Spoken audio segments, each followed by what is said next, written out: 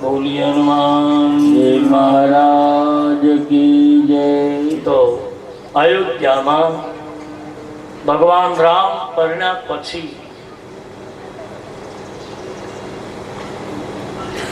નિંદોળ છોડવાનો વખત 15 દિવસ પછી આવે છે અને બહુ જ આનંદ થયો છે, એક વિનોદ થયો। કારણ કે જનકપુરથી જે 8 સખીઓ હતી સીતાની સાથે, એમાંની 5 સખીઓ જાનકીની સાથે આવી છે। એ નિયમ હતો વર્ષો પહેલા કે 5 સખીઓ 15 દિવસ સાથે આવે। એ પરંપરા બધી ધીમે ધીમે યુગ પરિવર્તન થતા બધું પલટાઈ ગયું, બાકી નહીતર એક પરંપરા હતી। 5 સખીઓ સાથે આવી છે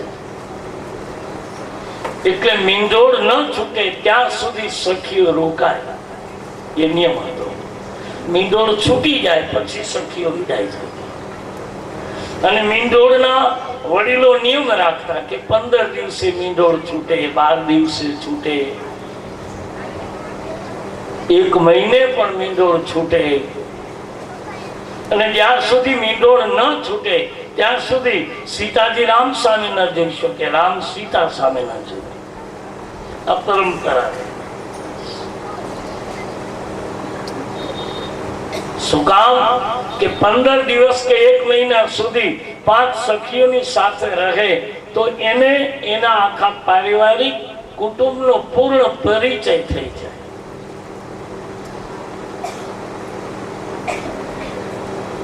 એની 5 સખીની સાથે આખી અયોધ્યાપુરીનો પૂરેપૂરો પરિચય લીધો, કુટુંબ, પરિવાર, આ કોણ, આ કોણ। આપણે નવા જાય પરણીને તો ન કે, આપણે લગભગ નણંદ કે અત્યારે કે આપણા માસીજી થાય, આપણા મામીજી થાય, ઓળખાણ અપાવે ને। એમ જનકપુરથી આવેલી 5 સખીઓ જાનકીજીની સાથે રહી 15 દિવસ પરિચય અપાયો છે। પતિનો પરિચય તો જિંદગી ભર લેવાનો છે, પણ 15 દિવસ પછી પતિનો પરિચય।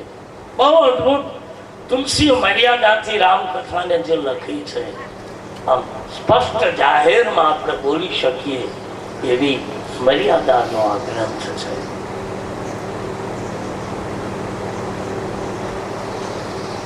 તુલસીદાસજી લખે 15 દિવસ થયા, જાનકી અને રામ એકબીજા મીંડોળ છોડે, બહુ મોટો ઉત્સવ ઉજવાયો અને જાનકીજી રામના હાથનો મીંડોળ છોડે છે।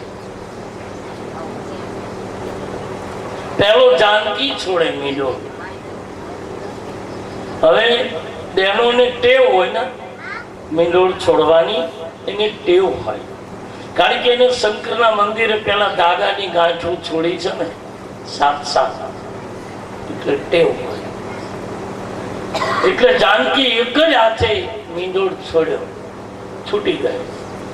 પછી રામજી મીંડોળ છોડે તો કહે છે રામે એક હાથે કોશિશ કરી, પણ પુરુષને તો કઈ બહુ ટેવ હોય નહીં, એટલે રામના હાથે મીંડોળ ન છૂટ્યો। પછી રામજી એક હાથે છોડ્યો, ન છૂટ્યો, 2 હાથ લીધા। એટલે જે 5 સખીઓ સાથે આવી હતી એને છેલ્લે રામ જમાય છે એટલે વિનોદ કર્યો, કહ્યું કે મહારાજ તમે ગમે તેવા છો, ભલે તમે ભગવાન કહેડાવો, પણ અમારી સીતાજીની તોલે ન આવો।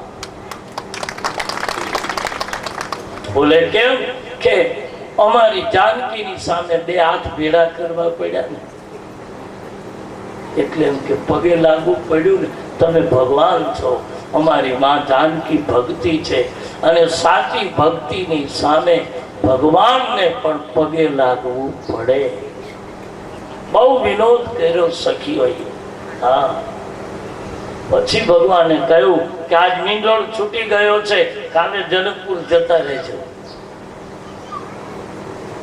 અને અહીંયા તુલસીદાસજી બાલકાંડ પૂરો કરે, પણ છેલ્લી એક વિદાય છે વિશ્વામિત્રજીની. જે રામને લેવા આવ્યા હતા એ વિશ્વામિત્રજીને. હવે દેખો સાધુને એક સમ્રાટ વિદાય આપે છે. થોડી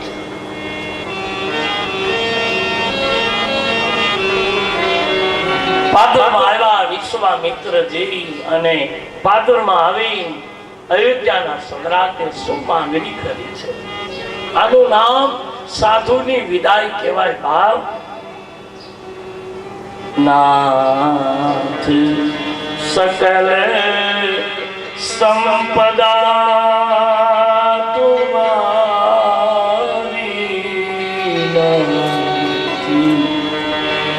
સકલ સંપદા તુમારી, મેં સેવક સમેત સુતના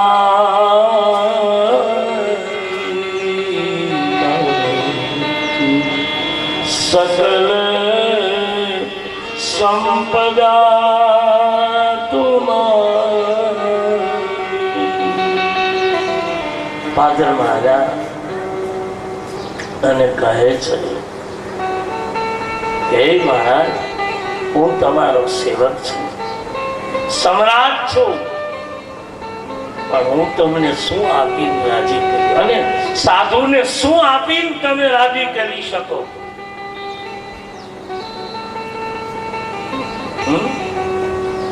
સંપત્તિ આપીએ તો સાધુ રાજી થઈ જાય, એ તો લૌકિક વ્યવહાર છે, કરવું જોઈએ. આપણે સંસારી છીએ, જરૂરી છે. કોઈ કહે કે હું પોથીનું આટલું આપું, કોની તાકાત છે? આનું કોણ હિસાબ આપી શકે? અને કોઈ વક્તા એમ કહે કે હું આટલા લઈને કથા કરી દઉં, તાકાત નથી બાપ.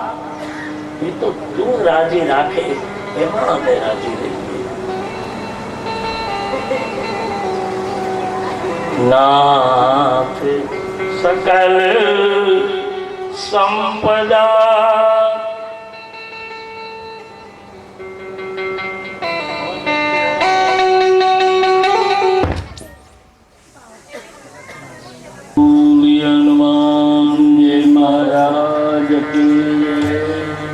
તો વિશ્વામિત્રજીને વિદાય આપે મહારાજ દશરથજી. છેલ્લે વિશ્વામિત્રજીની પાસે માંગણી કરે, નાથ સકલ સંપદા તુમારી,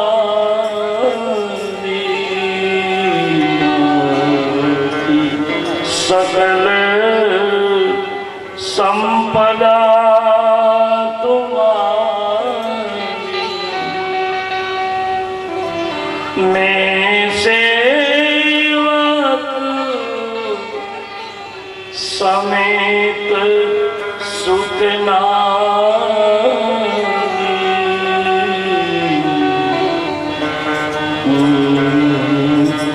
સેવક સમેત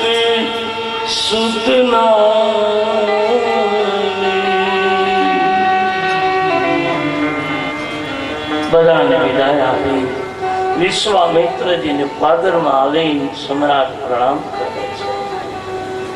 ધ્યાન દીजिए मेरे भाई बहन, एक સંતની વિદાય. વિશ્વામિત્રજીને અયોધ્યા સમ્રાટે કહ્યું કે હું તો તમારો સેવક છું, સમ્રાટ જરૂર છું બાબા, પરંતુ શું સેવક આપનો? હું આપને શું આપીને રાજી કરી શકું?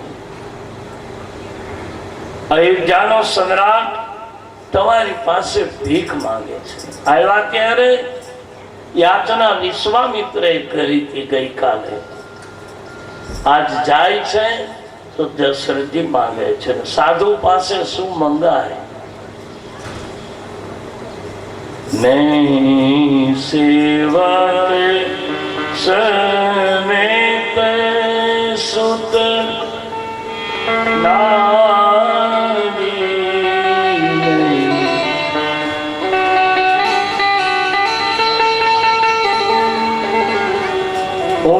તમારો સેવક છું મહારાજ, હું સમ્રાટ છું, તમારી પાસે ભીખ માંગુ છું. રાજન, હા બાબા. બોલે શું? કે હવે વૃદ્ધા અવસ્થા આવી છે મહારાજ, આ ખોડિયાનું કાંઈ નક્કી નહીં ક્યારે પ્રાણ છૂટી જાય. તમને ભજન કરતા કરતા સમય મળે તો મારી અયોધ્યામાં આવતા જાતા રહેજો. મારા બાળકોનું ધ્યાન રાખજો. ને સેવક સમેત સુતના ને સેવક સમેત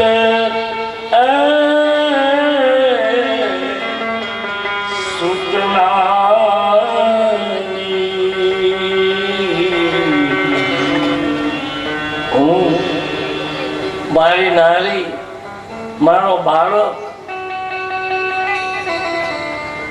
અમે બધા તમારા સેવક છીએ બાબા. અયોધ્યામાં રામ વિવાહનું આ રીતે મંગલ કાર્ય પૂરું થયું. શું વિશ્વામિત્રજીની સામે અયોધ્યાના સમ્રાટ. આજે લોકોને સાધુની પાસે કેમ જાવું, કેમ આવવું, એને વિદાય કેમ આપવી, એનું સ્વાગત કેમ કરવું, માણસ સમજીએ. રામાયણમાં લોકો સાધુ પાસે જાય, બાપુ આંકડો આંકો ને, હોલી મટકાનો આંકડો લખી દે, અને બાપુ પાછો એવો એ લખી દે, જ્યાં છક્કો નહીં. બાપ સાધુઓ નહીં.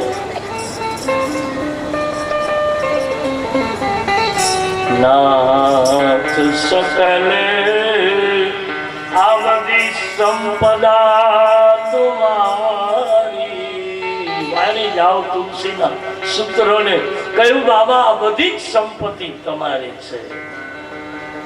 ને સેવક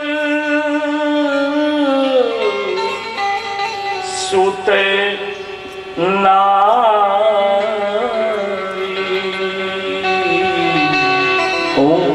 મારી પત્ની, મારા બાળકો, મારી સમૃદ્ધિ બધું તમારું છે. બીજું શું માંગુ તમારી પાસે બાબા? પણ ભજન કરતા સમય મળે તો મારી અયોધ્યામાં આવજો, મારા બાળકોનું ધ્યાન રાખજો. અને તમ જેવા સંતોના આશીષ અને કૃપા હશે તો બાબા મારા અયોધ્યામાં કોઈને દુર્મતિ નહીં સૂજે. સાધુ કોણ? મારા તમારા જીવનને પલટાવી દે સંત સાધુ. અને એવું નહીં માનશો. આજે લોકો એમ કે આજ કળિયુગમાં ક્યાં કોઈ સાધુ ના છે, ક્યાં કોઈ સાધુ ના છે. કોણ કહે છે નથી? આ ધરતી વાંચ નહીં દે. કોઈ પણ ગામનું તોરણ હશે ત્યાં એ ગામમાં સતી, સુરો અને સંત આ ત્રણ માંથી એક હોય તો જ ગામ ટકે, નકર ગામનું આખું ગામ વાંચ થઈ જાય. બધા વાંચ્યા જ હોય ગામમાં. ત્યાં સતી, સુરો અને સંત ત્રણ માંથી એક ન હોય તો હોય જ. પણ આપણને દેખાય નહીં એનું શું કરવું? એ તો એમાં કઈ દોષ. સંતોએ આપણને બાવો દેખાતો, સતીઓએ આપણને કઈ બીજી પ્રકારની નારી દેખાતી હોય. એમાં કઈ કમરો આપણને હોય કઈ બધું પીળું ન થઈ ગયું, આપણી આંખનો દોષ હોય એટલે પીળું દેખાય. બાકી હોય સવાલ નથી. મેં ઘણી વાર વચ્ચે કહ્યું કે આપણા માટે શક્ય નથી, જગત માટે નથી એવું ક્યારે વિચારતા. મારા માટે આ શક્ય નથી, પણ દુનિયા માટે નથી એવું નહીં વિચારશો. એ લઈ શકે. હું 10 લાખની ગાડી નથી લઈ શક્યો, શક્ય નથી, પણ એટલે એનો અર્થ એ નહીં કોઈ લઈ જ ન શકે. બીજા 25 લઈ શકે એવા હોય. આપણે તો આપણને માગીએ સંતની વિદાય બહુ જ. અને સાધુ જ એ છે બાપ કે તમારી સંપત્તિ લૂંટે એ સાધુ કહેવાય જ નહીં. મને તો વાત મગજમાં સમજાતી જ નથી. મારા ગુરુએ મને એવું ઠસાવી દીધું છે કે બેટા નહીં. હા, સંપત્તિમાં પેલા થયા તે દિવસે તો ભજન ભ્રષ્ટ થઈ જશે. આપણે સંસારી છીએ, જરૂરી છે, બધું બરાબર છે, પણ અતિરેક ક્યાં સુધી? 5 કારખાના હોય તો એમ કે હજી કોઈક સસ્તું દે એક લેવું છે, ક્યાં લઈ જવું છે? આમ કહી બાલકાંડ પૂરો થાય છે. આઈએ હું અને તમે સાથે મળી સિણોદિયા પરિવાર, લક્ષ્મણ દાદાનો પરિવાર, આવો પહેલું ફૂલ એટલે કે બાલકાંડ રૂપી પુષ્પ લક્ષ્મણ દાદાના ચરણમાં સમર્પિત કરી. હે દાદા, અમે તારો પરિવાર છીએ, અમારાથી બીજું શું થઈ શકે? અમે જેટલું કરી શકા એટલે અમે કોશિશ કરી. એમાં રૂડો ગામનો સહયોગ મળ્યો, રૂડો પરિવારનો સહયોગ મળ્યો, સિણોદિયા પરિવાર તમામનો સહયોગ મળ્યો અને આ રામકથા દીપાવામાં બધાએ મદદ કરી. દાદા, અમે બીજું તો શું કહીએ, પણ તારા ચરણમાં પહેલું પુષ્પ અર્પણ કરીએ છીએ. આમ કહી આવો હવે બાલકાંડ એના ચરણમાં સમર્પિત કરીએ. કારણ કે કોઈ પણ કાર્ય હરિને સમર્પિત કર્યા વિના સત્કાર્યનું ફળ નથી. એટલે ભગવાનના ચરણમાં, શ્રી હનુમાનજીના ચરણમાં દાદાને સાથે રાખી સમર્પિત કરી. આઈએ 1 મિનિટ. નિજગી પુષ્પ શ્રી હનુમાનજીના ચરણમાં દાદાને સાથે રાખી સમર્પિત કરીએ. આઈએ અયોધ્યા કાંડનો આરંભ કરીએ. અને અયોધ્યા કાંડ એમને વચ્ચે કહ્યું હતું યુવાનીનો કાંડ છે બાપ, કે માણસની યુવાનીમાં અદ્ભુત અયોધ્યા કાંડનો આરંભ થાય છે. મેરે ભાઈ બહેન, 2 દિવસ ચાલશે આજકાલ. જે રામ પરિણામ પછીના જે દિવસો છે એ માણસના બહુ જ શરૂઆતના દિવસો થોડા માટે બહુ સુખમય જાય. ધ્યાન દેના, શરૂઆતના દિવસો બહુ સુખથી વીતે. આપણે ત્યાં કહેવાય છે કે 3 વર્ષ જો સંસારના જીવનના વીતી જાય તો સંસારમાં ચિંતા નહીં, પણ 3 વર્ષ બહુ કઠિન છે. ઉંમર માટે એમ કહેવાય છે કે માણસ 18 થી 35 સુધી જો બરાબર પાર ઉતરી જાય તો ચિંતા નહીં. પછી દુઃખો આવે નહીં તો આપણા ઉભા કરેલા, પછી કર્મના ન હોય. આપણી ટેવ, આપણી કુટેવ, આપણને જેમ તેમ બોલવાની ટેવ, જ્યાં ત્યાં બેસવાની ટેવ, જે તે ખાવા પીવાની ટેવ, એના કારણે દુઃખો આવે. પણ 18 થી 35 આવે ને એ કર્મના દુઃખ છે. પણ એમાં જો સાવચેતી હશે તો નહીં આવે. આ યાદ રાખના. અને લગ્ન પછીના 3 જ વર્ષ જો સારા વીતી જાય તો જિંદગી સફળ. લગ્ન થાય ને એટલે જો પહેલા વર્ષે લગભગ પતિ જ બોલે આખું વર્ષ. કારણ કે આપણો બહુ પરિચય ન હોય, બહુ ઓળખાણ ન હોય, નવા હોઈએ એટલે આગળ આપણે ન બોલીએ. 1 વર્ષ પતિ બોલે, પછી પરિચય થઈ જાય કે બીજા વર્ષે પત્ની બોલે. કારણ કે હવે ઓળખી લીધો હોય. એને 3જા વર્ષે 2 બોલે, પાડોશી સાંભળે. જો પાર ન ઉતરાય તો યાદ રાખો. રામાયણના અયોધ્યા કાંડના આરંભમાં એક જ શ્લોકમાં આ શબ્દ લખ્યો છે.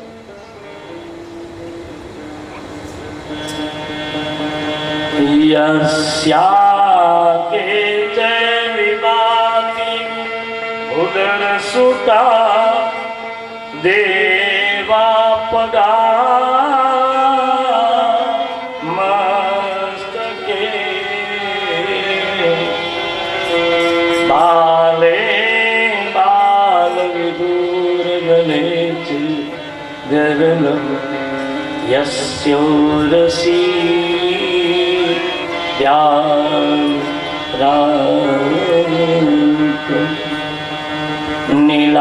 નીલાંબુજ શ્યામલ કોમલા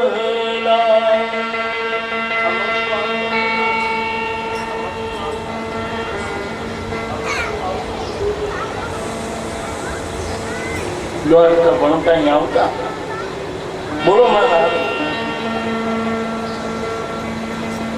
યસ્યાકે ચ બુધાન બુધર સુતા દેવાપદા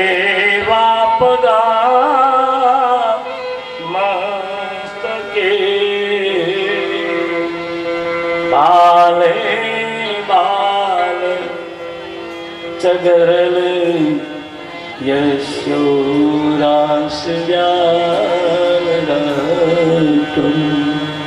નીલાંબુજ શ્યામલ કોમલાંગ સીતા સમારો પિત્વાંબાદમ મુખારમ યસ્ય રઘુનંદનસ્ય મે સદાસ્તુ સા મંગલમ. આ તો બ્રાહ્મણોના શબ્દો છે બાપ. શ્લોક એની ભાષા છે. રામાયણમાં લખ્યું છે 7 સોપાનમાં 7 શ્લોક લખ્યા છે. વચ્ચે વચ્ચે ગામથી સંસ્કૃતિ ભાષામાં એક સ્તુતિ આવે છે. જે સ્તુતિ સતી અનુસૂયાને અપરીજી કરે, બિલકુલ ગામઠી ભાષાની સંસ્કૃત છે. વચ્ચે હું કહીશ વાત તો સંસ્કૃત છે ગામઠી ભાષામાં. અહીંયા તો તુલસીદાસજી બહુ અદ્ભુત શબ્દો લખ્યા છે. એને એમ કહ્યું શિવ અને પાર્વતીની પહેલી સ્તુતિ કરી.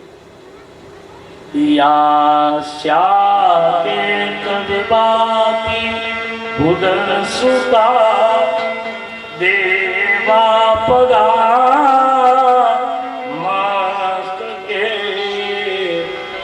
આલે બાલ વિધુર ગલેચ ગરનમ યસ્યોરસી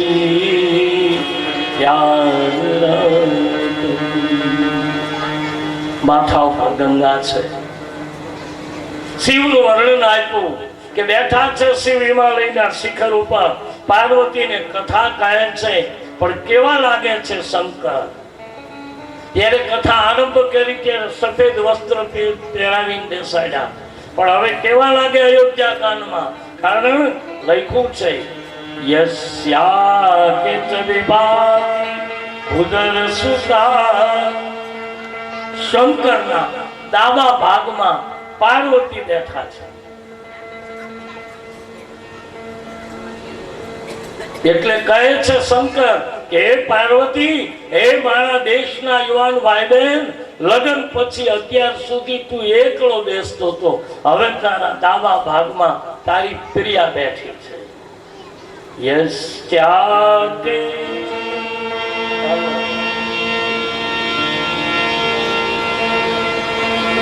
ભૂદર સુતા દેવાપદા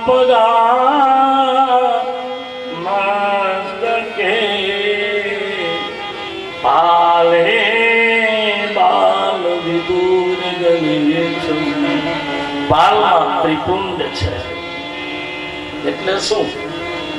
હે જીવ, તારે ધર્મ, અર્થ અને કામ, આ 3 પુરુષ તારે ધ્યાન રાખવાનું છે. આપણે વરરાજો પરણે ને ત્યારે 4 ફેરા કરે: ધર્મ, અર્થ, કામ, મોક્ષ. પેલા ફેરે પુરુષ ધર્મમાં, એટલે કે પરણતી વખતે વરરાજો એમ કહે છે હે ક્રિયા, હું તમારી સાથે સૂરજ, અગ્નિ, વડીલ ની સાક્ષીએ હું વચનબદ્ધ થાઉં છું કે તમારા કરતા ધર્મમાં હું આગળ ચાલીશ. એટલે વરરાજો પરણે ત્યારે આગળ છે.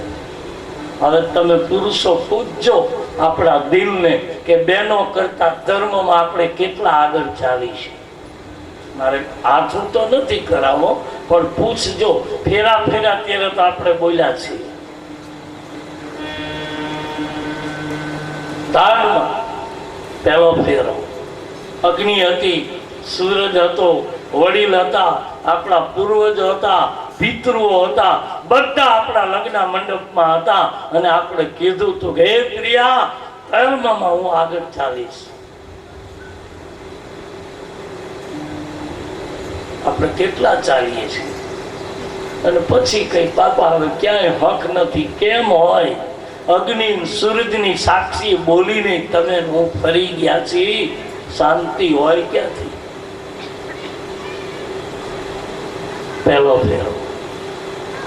બીજો ફેરો અર્થનો, એટલે ધન કમાવું. પોતાની પ્રિયાને આ બધાની સાક્ષીમાં કહે છે, પ્રિયા, હું ધન કમાઈશ. સંપત્તિ હું રૂપિયા નહીં કમાવું, ધન કમાઈશ. આપણે શું કમાઈએ છીએ? રૂપિયા. ધન નથી કમાતા. કોઈ પૂછે કે તમે ધનવાન છો કે રૂપિયા વાળા છો? ધન જુદી વસ્તુ છે, સંપત્તિ જુદી વસ્તુ છે. ધનવાન એને કહેવાય કે હું મારા પૂર્વજોની પરંપરાની નૈતિકતાનો ધર્મ ચૂકતો નથી અને મારી આજીવિકા કમાઉં છું. આનું નામ ધર્મ. તો હે પ્રિયા, હું ધર્મમાં આગળ રહીશ. પહેલો ફેરો ધન કમાવા હું જઈશ. બીજો ફેરો, ત્રીજો ફેરો ધર્મ, અર્થ, કામ, એટલે કે વાસના અને ભોગમાં પણ હું આગળ જ છું અને છે. ધર્મ, અર્થ, કામ. અને છેલ્લા ફેરે પછી મારા દેશની દીકરી આગળ થાય કે હવે તમે પાછળ જાઓ. કેમ કે તમે કીધું ને મારા બાપનું આંગણું છે. અહીંયા તમે 3 વચન આપ્યા મને, સૂરજ, અગ્નિ, વડીલ, પિતૃઓ બધાની હાજરીમાં કે ધર્મ, અર્થ અને કામ, આ ત્રણેયમાં હું આગળ છું. તો હું ઓછી નથી. આ બેઠા કન્યાદાનમાં બાપની દીકરી છું. પાછળ રહો. હવે આગળ ફેરો હું ખરું. ધર્મ, અર્થ, કામ અને મોક્ષ જે છે એમાં હું આગળ છું. તમે જો આવી રીતે જીવન જીવશો તો વચન આપું, તમારી હાજરીમાં, તમારા ખોળામાં મૃત્યુ પામી અને મરી તમારા પેલા મોક્ષના દરવાજે હું ઊભી આવીશ તમને લેવા માટે. આ છે આપણા ધર્મ, અર્થ, કામ. છેલ્લા મોક્ષના ફેરામાં મારા દેશની દીકરીએ પુરુષનો હાથ પકડી લીધો. સપ્તપદીના 7 ફેરા હતા ને, એમાં આ ચોથા ફેરામાં અત્યાર સુધી છેડાછેડી હોય છે, પણ ચોથો ફેરો ફેરાય ને ત્યારે પુરુષનો હાથ પકડે છે નારી કે તમે તો આ ગાંઠે ખાલી બંધાણા છો. છેડાછેડીની ગાંઠ તો હમણાં કોકને હોની નોટ દઈશું એટલે બેન તૈયાર જ છે, હમણાં છોડી નાખશે. પણ મારે આ ગાંઠે નથી બંધાવવું, હાથે બંધાવવું છે કે વચન આપું છું. મારા દેશની દીકરીઓએ આજ સુધી વચન પાડ્યું છે. હજી આવડે ન આવડે, મંદિર, દર્શન, કથા, કીર્તન, દેવું લેવું, ઈ કઈક ને કઈક. ઓલા ઉકાને કાંઈ ખબર ન હોય પણ છાનું કોક આવે તો દઈ દે. આ કઈ સારું લગાડીને મારે કઈ લેવું નથી. આ હું તમારા ભેડો જ છો બાપા, પણ જે છે તે કહું છું. એટલે શંકરે યસ્યા કેતડીવાકી બુધર સુતા પછી દેવા પદા મસ્તકે. કીધું શંકરે. તુલસી ગાયું કે શંકરની જેમ તારે તારી પત્ની ડાબા ભાગમાં બેઠા હશે.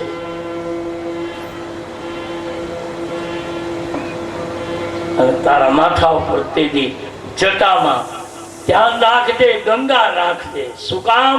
ગંગા શીતળતાનું પ્રતીક છે. પત્ની આવે ત્યારે બાપ બહુ શાંત જીવન જીવશે, કારણ કે તારે બહુ સમજવું પડશે.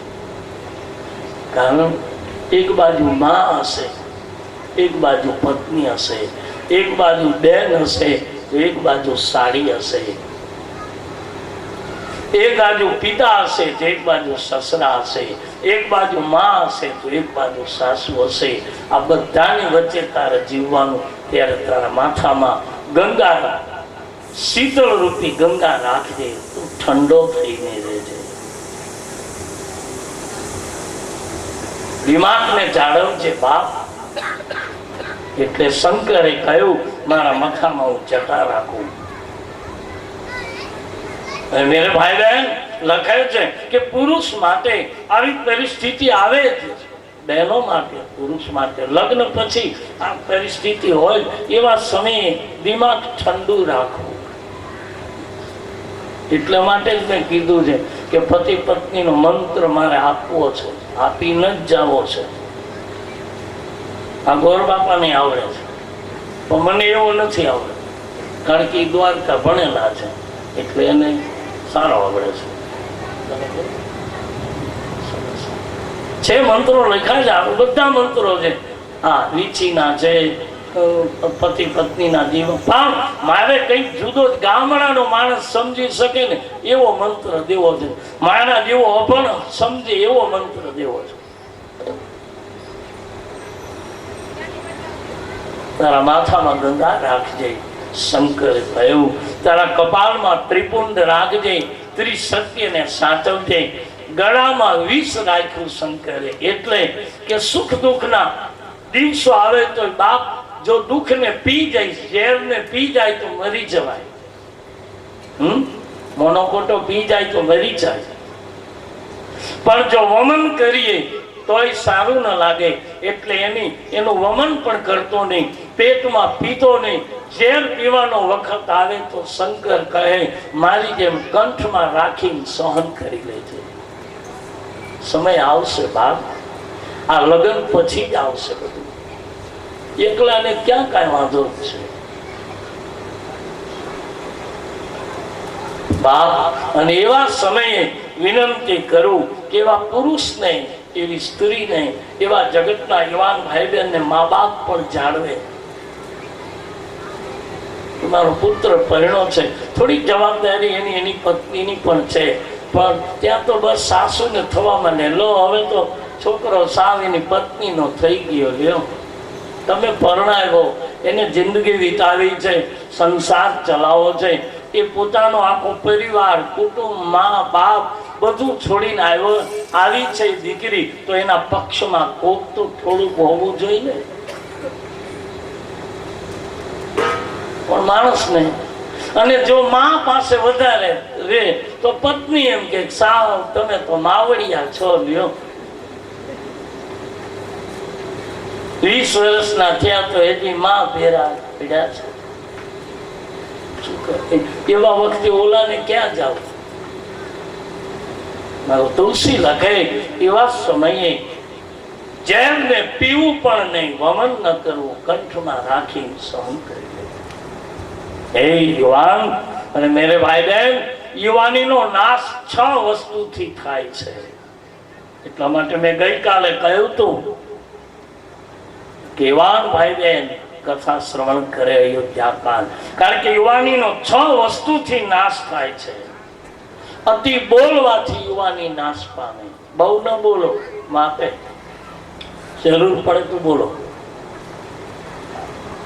અતિ ચાલવાથી યુવાનીનો નાશ થાય. અતિ સુવાથી યુવાનીનો નાશ થાય. અતિ ભોજન કરવાથી યુવાનીનો નાશ થાય. અને અતિ કામ ભોગથી યુવાનીનો નાશ થાય.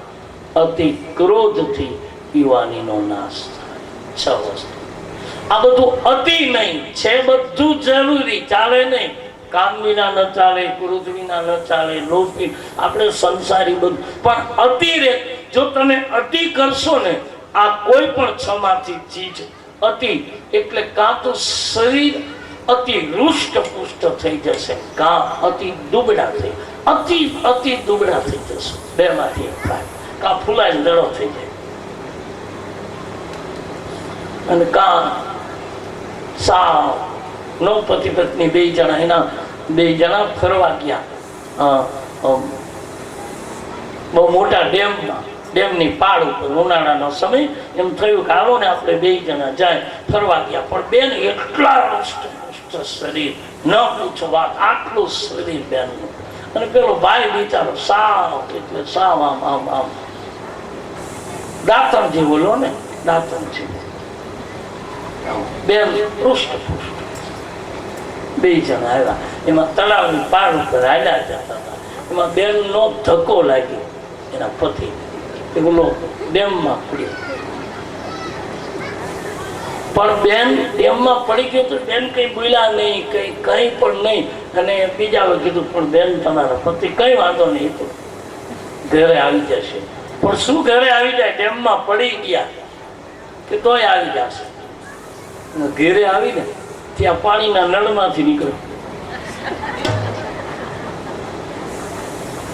કેવો દુબળો હોય છે કેવો, અતિ કામથી, અતિ ક્રોધથી, અતિ લોભથી આ વસ્તુ બને. યુવાનીને સાચવવા માટે મેરે ભાઈ બહેન આપણે ત્યાં બહુ જને આવા આપણે જોઈ છીએ.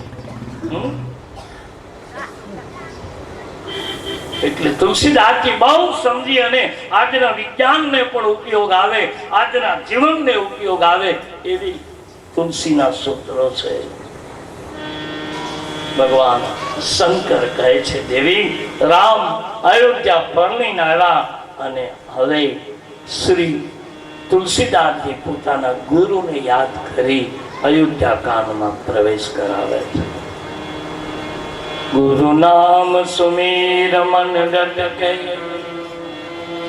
ગુરુ નામ સુમીર મન ડટકે, તું કાગે તો દુવિધાન ભટકે, मनवा पुकारे इधर उधर भटके गुरु नाम सुमीर मन तेरा अटके। राम अयोध्या પરણીને આવ્યા અને શું થયું? આવો અયોધ્યાની ચોપાઈમાં પ્રવેશ કર્યો।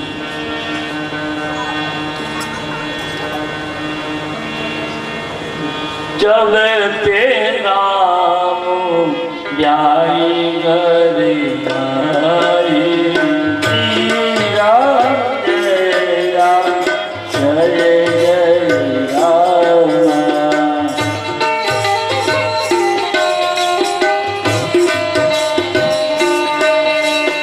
चलते राम ब्याई घरे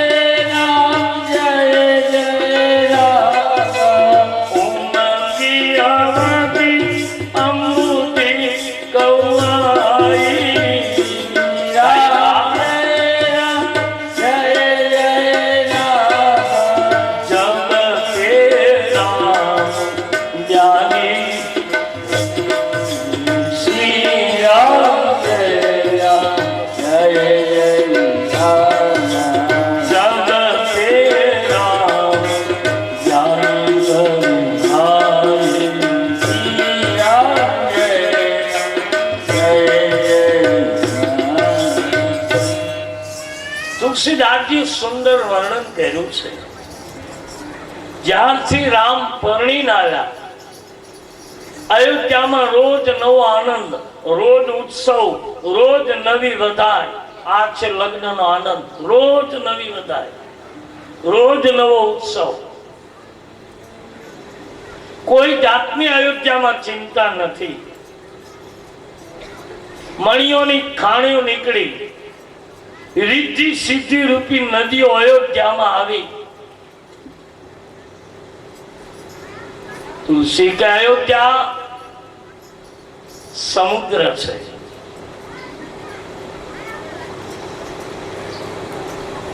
રિદ્ધિ સિદ્ધિ રૂપી નદીઓ આવવા લાગી. સુખમય વાતાવરણ છે અયોધ્યાનું. અને હવે તુલસીદાસજી જબરજસ્ત એક વળાંક આપે છે આ જીવનનો. ધ્યાન દેના, આપણું આ જ સ્થિતિ છે. અત્યાર સુધી અયોધ્યાની જનતાને કોઈએ પૂછ્યું કે તમારી ઈચ્છા, આપણને દુઃખ આવે છે ને, એ દુઃખનું કારણ છે, દુઃખની માતાનું નામ છે ઈચ્છા. ઈચ્છા જ દુઃખ કરાવે. કહે છે કે અયોધ્યામાં કોઈ પૂછે કે તમારી ઈચ્છા, તો અયોધ્યાવાસીઓ એક જ કહેતા, અમારા સમ્રાટની ચોથી અવસ્થા થઈ, એક પુત્ર આપો. અયોધ્યાનો આંજીયાપણું જાય. ગુરુ મહારાજની કૃપા થઈ, 4 પુત્રના પિતા થયા. વળી અયોધ્યાને પૂછ્યું કે હવે ઈચ્છા, કે હવે એક જ ઈચ્છા, અમારા 4 રાજકુમારો નું નામકરણ થાય. 4 ભાઈના નામ પાડ્યા. વળી અયોધ્યાને પૂછ્યું હવે ઈચ્છા, કે અમારા 4 ભાઈ પરણે.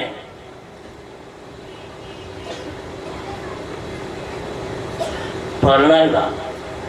પછી પૂછ્યું કે હવે અમારા 4 ભાઈ અયોધ્યા પરણીને આવી ગયા, પણ હવે અયોધ્યાનો રાજા દશરથ હવે એક વખત ગાદી રામને સોંપી દે, બસ પછી એની પૂજા કરી લઈ, પછી ન છૂટા. આનું નામ ઈચ્છા નથી. આપણે આમ જ ઈચ્છીએ છીએ ને. નાના હોય તો એમ થાય જલ્દી મોટા થઈએ, મોટા થાય એટલે એમ થાય કે મારી જલ્દી સગાઈ થાય, સગાઈ થાય એટલે એમ થાય કે જલ્દી લગ્ન થાય, લગ્ન થાય એટલે એમ થાય કે હવે ભગવાન શેર માટીની ખેટ પૂરી કરે, પૂરી થાય. બાળક જન્મે એટલે વળી ઈચ્છા થાય કે હવે અમારો લાલો મોટો થાય, મોટો થાય એટલે એમ થાય કે હવે જલ્દી ભણે, ભણે એટલે એમ થાય કે હવે જલ્દી નોકરી મેળવે, કે કોઈ પણ ધંધો ગોતે એ મળે એટલે વળી એમ થાય કે મારા દીકરાની જલ્દી સગાઈ થાય, સગાઈ થાય એટલે વળી એમ થાય કે હવે જલ્દી વેવાઈ પરણાવી દે, વેવાઈ પરણાવી દે એટલે વળી ઈચ્છા થાય બસ હવે દીકરાની ઘીરે એક દીકરો આપી દે, એ પછી તું લઈ જા. નથી થતું આપણને. અને એમાં પછી વચ્ચે રહી જાય. ક્યાં સુધી મારો તુલસી અયોધ્યામાં આ જ ઘટના ઘટી. ઈચ્છા દશરથજીને કરવાની હતી, પણ ક્યાં સુધી દીકરા આવી ગયા, અયોધ્યામાં પરણાવી દીધા. મારી તમારી ફરજ આટલી જ છે, પુત્રની પ્રાપ્તિ, મોટા કરવા અને લગ્ન ગ્રંથિથી જોડાવી દેવા. આપણી જવાબદારી પૂરી.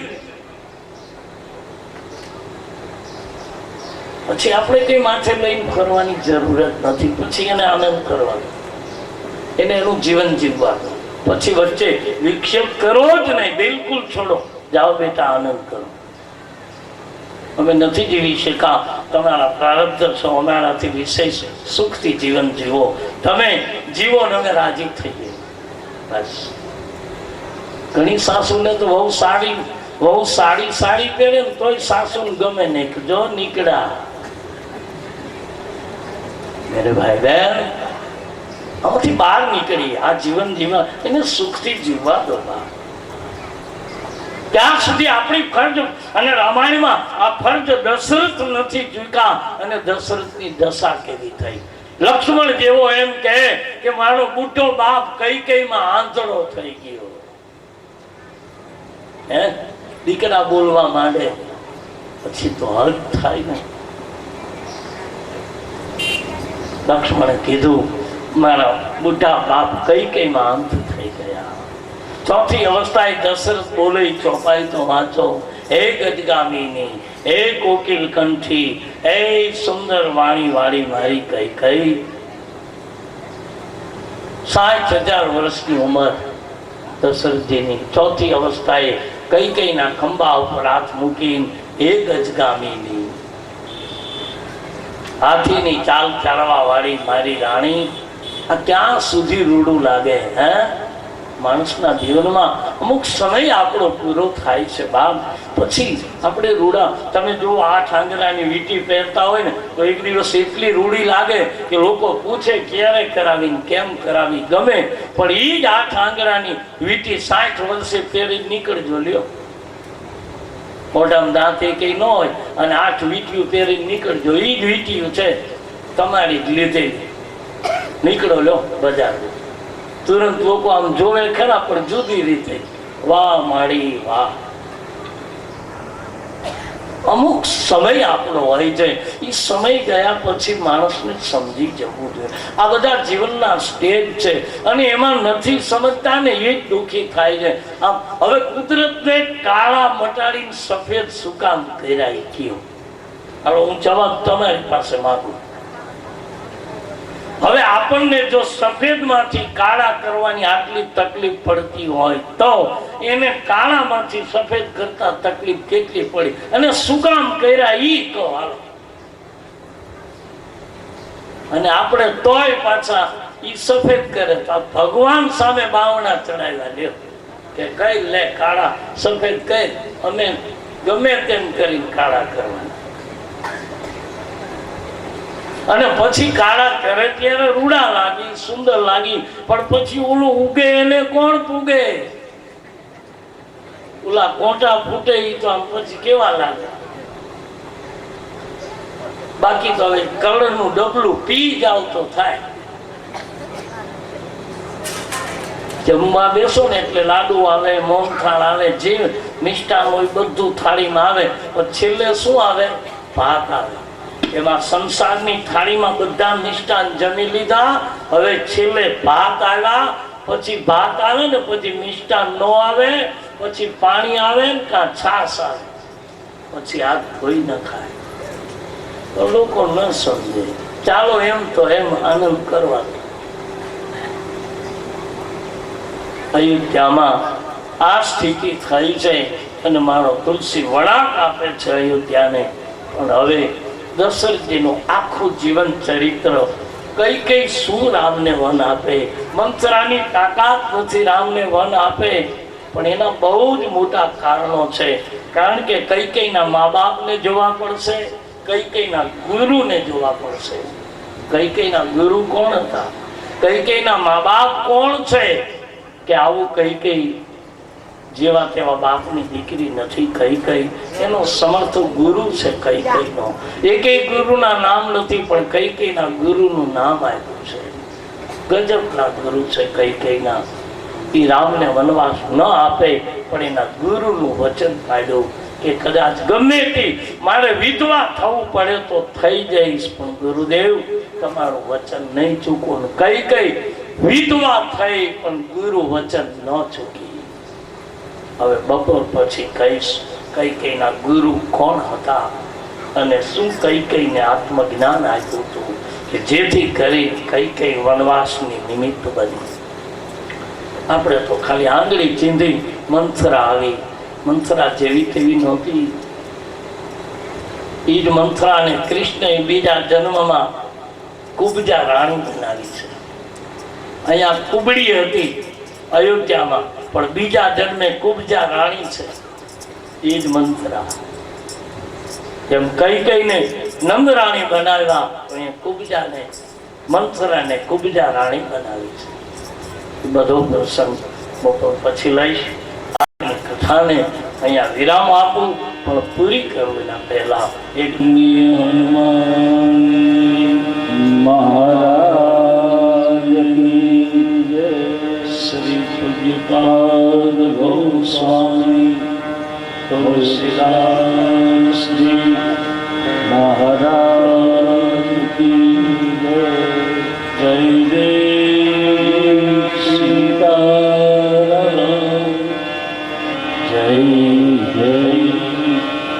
સીતારામ જય જય સીતારામ.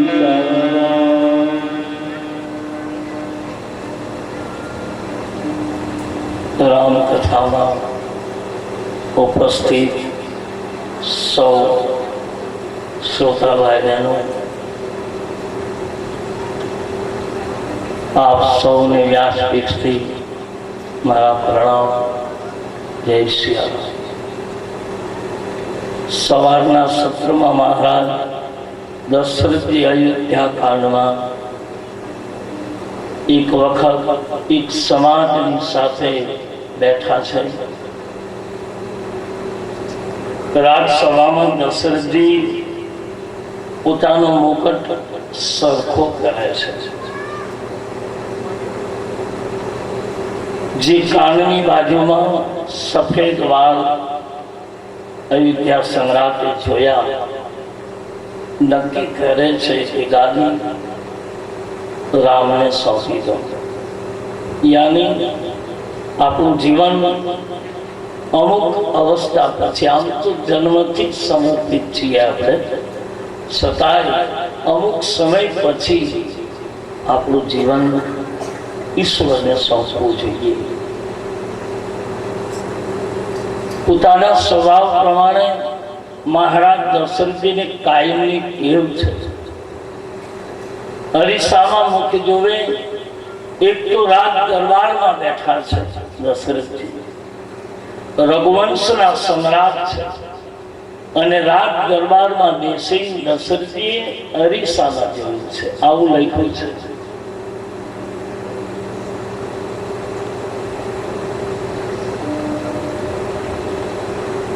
સામાન્ય માણસ પણ આપણે કોઈ સભામાં જવું હોય તો તૈયાર થઈને જ જઈએ ને. આપણે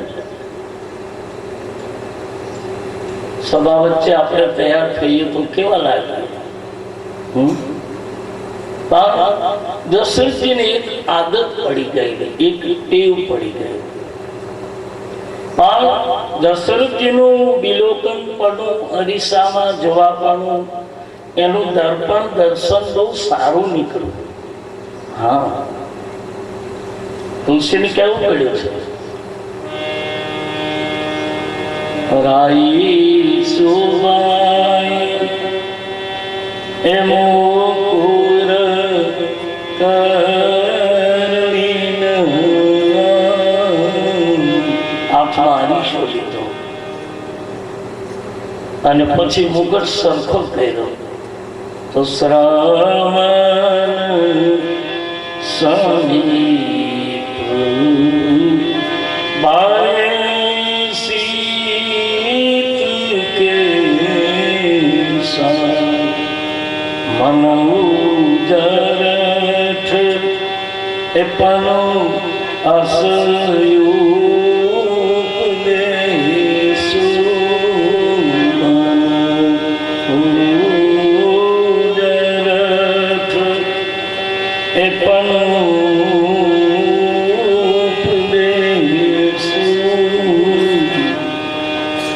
તુલસીદાસજી લખે, દશરથજીએ મુગટ સરખો કર્યો તો કાનની નજીક સફેદ વાળ થયા. પુનિત મહારાજ, એના ઇતિહાસમાં એવું લખ્યું છે, પુનિત મહારાજ જેના આપણે બહુ બેનો કીર્તનો ગાય પુનિતજીના.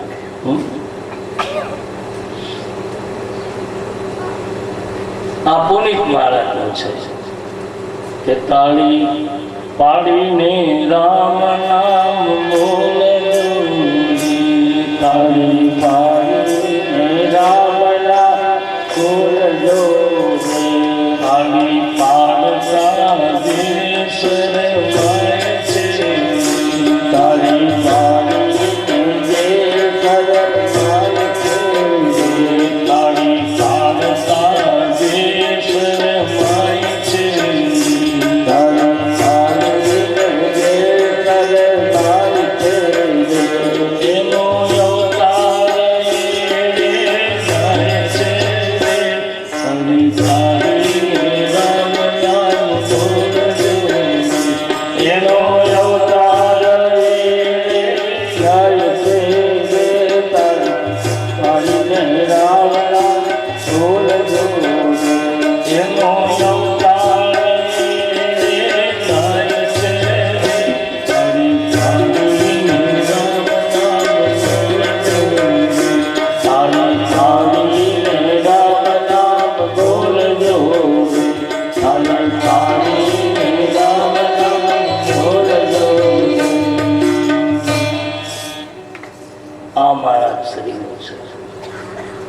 એમ કહેતા પુનિત મહારાજ કે માણસ પેલા ટેવ પાડે અને પછી માણસને ટેવ પાડે.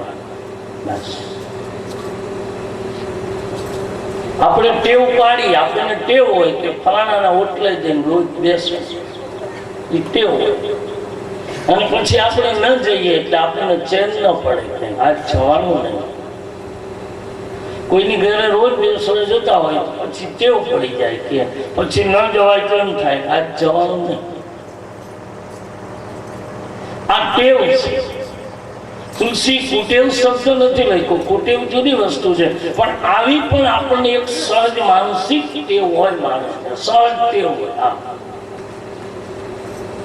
ઘણા ટેવ હોય 10 વાગે એટલે સુઈ જવું એટલે સુઈ જવું.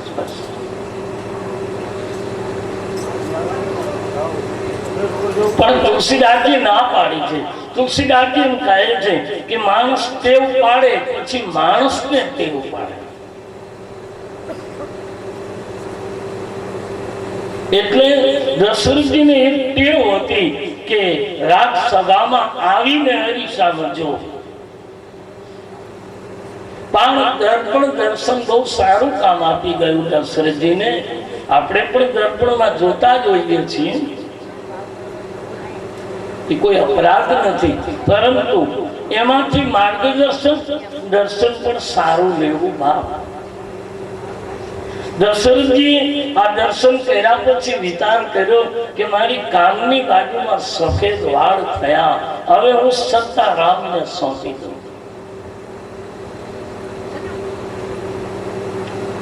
બહુ સુંદર નિર્ણય કર્યો રાજવીએ કે રામને શાસન સોંપવાનો નિર્ણય. અવધપતિ બહુ સુંદર નિર્ણય સારો કરે છે. સંકલ્પ બહુ મહત્વનો છે, કારણ કે રાજવી રામને શાસન સોંપે. મેં વચ્ચે કહ્યું રામ એટલે પરમ સત્ય, આ જીવન સત્યને સમર્પિત કરી દે. એટલે એને એમ થયું લાવ વશિષ્ઠ બાપજીની પાસે જાઓ, અને ગુરુ વશિષ્ઠજીની પાસે જાય છે. આપ સૌ જાણો છો કે વશિષ્ઠજીએ રામની ગાદી માટેનું મુહૂર્ત આપ્યું નથી. એને કહી દીધું સુદીન સુમંગલમ તબહી જબ રામ રામ રાજ જબ હોય. જાઓ રાજન, જે દિવસે અયોધ્યાની ગાદી ઉપર રામ બેસે એ જ મુહૂર્ત. એના માટે કોઈ મુહૂર્ત ના આપ્યું વશિષ્ઠજીએ, કારણ કે ખબર છે વશિષ્ઠજીને કે રામની ગાદીનું મુહૂર્ત હું આપીશ તો તે દિવસ તો વનવાસ છે. વિદ્વાન મહાપુરુષ છે વશિષ્ઠજી. અને જરા વિચિત્ર ઘટના લાગે, માણસ સત્યનારાયણની કથા કરાવે ને કોઈ મુહૂર્ત લે કે કયા દિવસે રાખશું. અયોધ્યાની ગાદીનો પ્રસંગ છે, અને છતાંય વશિષ્ઠજી મહારાજ મુહૂર્ત નથી આપતા, કારણ કે વશિષ્ઠજીને એમ કહેવા માંગે છે કે જ્યારે રામને જ ગાદી સોંપવી હોય તો હે રાજન એનું મુહૂર્ત ન જોવાય. જેને રામ રામ જપવો છે, જેને આ જીવન રામને સમર્પિત કરવું છે, એને કઈ તારીખ તિથિ થોડું જોવાય કે ભાઈ આવતી 11 થી આપણે માળા કરવી છે. લે, કોઈ દિવસ આવું નહીં કરશો. મનની અંદર જ્યારે પ્રભુની કૃપા અવતરિત થાય ત્યારે કોઈ પણ પ્રકારની કાયા યુવાન કેમ નથી, વૃદ્ધ કેમ નથી. મેરી ભાઈ બહેન તે દિવસે હરી નામ જપી રહી છે. અને મેં વચ્ચે કહ્યું અયોધ્યા કાંડમાં તો યુવાન ફૂલની વાત છે, વૃદ્ધોની નહીં. યુવાન ફૂલ હરીને તાજું કરો જો ફૂલ ચડે. હું અને તમે યુવાન ભાઈ બહેન હરી સ્મરણ કરશે તો રૂડા કેટલા લાગીશું. આપણું ભજન બહુ જ ગમશે હરીને, કે મારું કુબડું બાળક કેવું મારું સ્મરણ કરે છે, એને વધારે પ્રિય લાગશું. આપણે જીવન પણ સુખમય બીતશે બાપ. અને વિનંતી કરું વડીલોને, કોઈ દિવસ કહેશો ને બેટા તમે હજી મારા જેવડા નથી, તમે પૂજા કરવા જેવડા નથી, તમે મંદિર દર્શન કરવા જેવડા નથી, તમે કથામાં જવા જેવડા નથી, એવું કોઈ દિવસ કહેશો નહીં વડીલોને. કહે.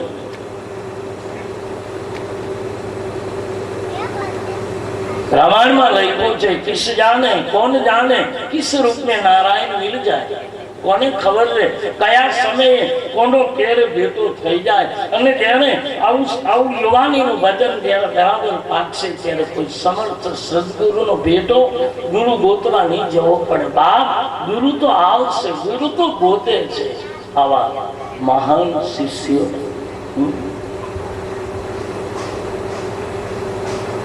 એટલે જેને રામ ભજવો છે રામને સત્તા સોંપવી છે જીવનની એને કોઈ દિવસ સમય નહીં જોવાનો કે હજી અમે આટલા સમય નહીં એ તો ઈચ્છા થઈ એટલે શરૂ કરી દો તદૈવ લગ્નમ સુદિરમ તદૈવ તારા બલમ ચંદ્ર બલમ તદૈવ જે દિવસે પહેલા મળી બસ શરૂ કરતો મહારાજ દશરથજી ને ગુરુ વશિષ્ઠજી કહ્યું છે રાજન ગાદી સોંપી દો અને દશરથજી એક જ દિવસનો વિચાર કર્યો તમે કલ્પના કરો એને કહ્યું કે તો પછી ગુરુદેવ કાલે ગાદી સોંપી દો એ એક રાત વચ્ચે આવી તો 14 વર્ષની રાતો આવી ગઈ નહીતર ગુરુએ કહ્યું કે જ્યારે સોંપો તો દશરથજી કેવું જોઈતું તો આજે જ સોંપી દો मैं कायम कथा में कहूं है कि जेरे शुभ विचार आवे तेरे तत्कालिक शुभ विचार नो सदुपयोग करी लेवो અને નબળો વિચાર આવે એના ઉપર 8 દિવસ જવા દે વિચાર નબળો છે પણ 8 દિવસ વિચાર એટલે પાછો પરિવર્તિત થઈ જશે પણ શુભ વિચાર આવે એટલે તુરંત નિર્ણય લઈ લેવો વશિષ્ઠજીને કહ્યું છે રાજન 108 કુવાનું જળ મંગાવો આટલી નદીઓના જળ મંગાવો આટલા સપ્ત સાગર મંગાવો આટલા વૃક્ષો રોપાવો આટલા તુલસીદર તૈયાર કરો આટલા કમાનો ખેંચાવો બધી તૈયારી કરો રાજન ગાદી સોંપી દો બાકી કાલે સોંપી અને રામાયણમાં બા સાહમત સાઈ નહોતી કારણ કે દશરથજી વિચાર કરે કે બાપજી અયોધ્યાની ગાદી છે અને એ વખતમાં રાજાશાહી નહોતી સામંતશાહી નહોતી એ વખતે આજ જેમ છે એમ સર્વાનુમતે નિર્ણય લેવાનો